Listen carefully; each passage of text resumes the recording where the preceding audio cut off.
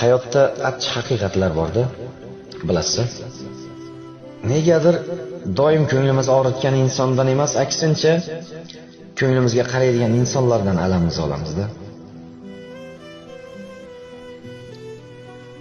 Biz sevgan insonlarga ozor beramiz, lekin sevmagan insonlarga poyandoz bo'lamiz. Nega? Yaxshi ko'rgan yaqinlarimizga, kasal birodarlarimizga vaqtimiz yo'q, lekin yetti yot begona insonlar bilan oshga har doim vaqt topamiz. Oilasi nochorroq singlimizga har xil bahonalar bilan yordam bermaslikka harakat qilamiz, lekin xalqni ko'ziga qozon-qozon oshlar qilib ziyofat beramiz.